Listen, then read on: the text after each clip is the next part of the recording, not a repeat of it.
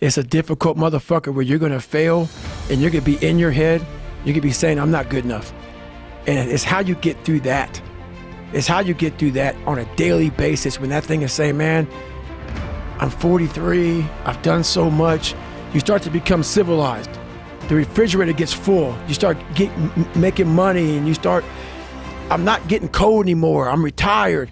At 40, people shouldn't be playing basketball or football or being in, you start to believe this shit. And it becomes in your fucking mind like, there's people who are retiring, you know, at 40-something years old or 30-something years old. At 43, I'm still putting in 100-mile weeks, still doing thousands of pull-ups, thousands of push-ups, because I'm not allowing myself to become civilized. The worst thing that can happen to a man is become civilized. You lose that fucking fight. You lose that, why the fuck am I doing this shit? I'm good. You ain't good, man. You ain't never fucking arrived. And that's just my mentality. You may have more, but you never fucking arrive. You want to be uncommon amongst uncommon people. Period. Uncommon amongst uncommon people is one of the greatest ways to put it. That's it. Like if you're like for me, what got me in trouble with the Navy SEALs is I wanted to be one so bad. So bad. I fought my ass off. And I saw them as uncommon people. Very uncommon. But once you become a Navy SEAL, you're all Navy SEALs, so guess what happens? You're fucking common again. I wanted to be uncommon amongst uncommon people. I wanted to be the guy, I don't care if you fucking like me, I don't care if you don't understand me. I didn't give a fuck. Once I went through this fucking journey, this path of life, you ain't got, there's a whole bunch of fucking guys that don't fucking like me. I don't give a fuck. I'm a warrior. Period. There's a lot of guys that have been in a lot more combat than me. A warrior's not always that. A warrior's a motherfucker who says, hey, I'm here again today. I'm here again tomorrow. I'm gonna be here the next day.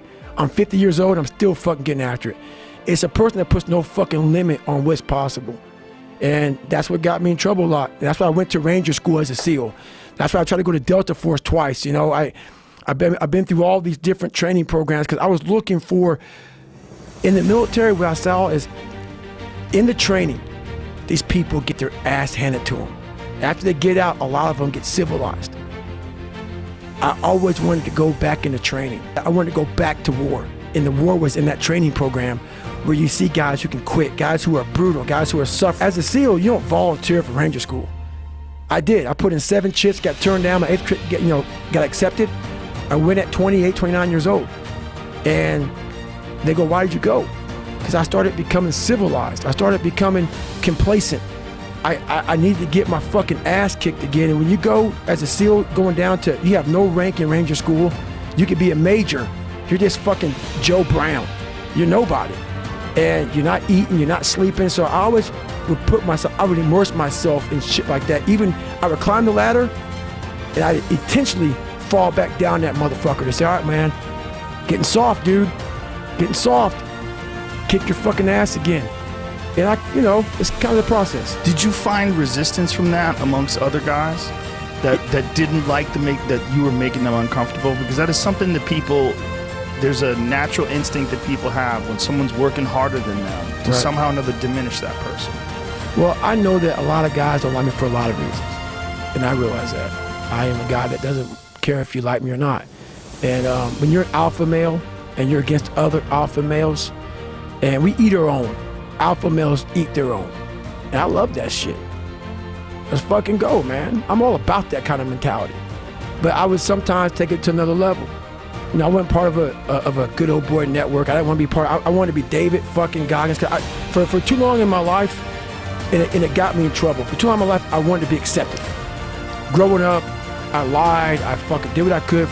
If you fucking like UFC and I didn't, I love it. I love it, man. Let's go fucking watch it, man. Be my friend. Be my buddy. That fucking weak ass shit. I found out through this path of life, who is David Goggins? Who am I? So going through I did it alone. There was no fucking trophy on the fucking wall, on the mantle. That trophy's in my fucking brain. No one helped me get there. No one paid my fucking bills. No one did shit for me. No one ran those fucking miles, lost that fucking weight. Look, I suffered on my own and developed this man who said, it's who I am, man. A very competitive, ultra competitive dude that take it what you want, man. I call that personal sovereignty. Exactly. There's not a lot of people that have that. That's me. There's a lot of people that change who they are depending upon what people want from them. And that's me. Yeah, that's important, man. And most people struggle their whole life to find out who they are. Struggle their whole life to find out what defines them, what they actually enjoy and what they don't. You start putting yourself in situations that suck, you'll find yourself. Yeah. You'll find it real quick. That is the thing, right? And that's one of the things that I've gotten from paying attention to you is that you what you're preaching, what you're talking about is finding yourself through struggle. That's it. It's the only way to find yourself. You don't find yourself, if you like bench pressing and you bench press all the fucking time, what are you finding out? If you like to swim, that's all you want to do is swim, what are you finding out? Put that, people always, people talk about triple down on your fucking strengths. Right. That's the fucking weakest shit in the world. No, triple down on your fucking weaknesses. Yeah. Find out something about yourself. You already know the good shit. You already know the happy shit. Right. That's why on my Facebook page, everybody goes, why don't you talk about good times? You know how to get through that shit, motherfucker. You don't need a fucking, you don't need no one to tell you how to get through. It's happy. Right. That's easy shit. Right. I'm gonna tell you how you can help yourself get through the times that suck. Real life. This is real life. 90% of your life will suck. 10% will be fucking happy. You may be a lucky guy and have a lot of fucking money, have a great ass woman, all this shit. Trust me, one-on-one with that fucking guy, he's missing something. His life still sucks because he hasn't faced something that bothered him his whole fucking life. Something is still eating that motherfucker up. Almost everybody. Everybody. Eating you the fuck up. But maybe you found a good way, how I did growing up, on how to ignore that voice that's saying, you ain't facing some shit. Period, man. I'm not special. I just stopped listening. I listened to that voice. This is why I talk so fucking aggressive. People say, man, do you believe in God? You cuss so much. When I say fuck, it's letting you know what I'm thinking. If I try to make it all pretty and shit, that's not what my life was. It was a violent struggle daily to get where I'm at today. I'm not gonna water it down. I'm not gonna water it down. Shit wasn't fun. It ain't fun today. But I'm happy.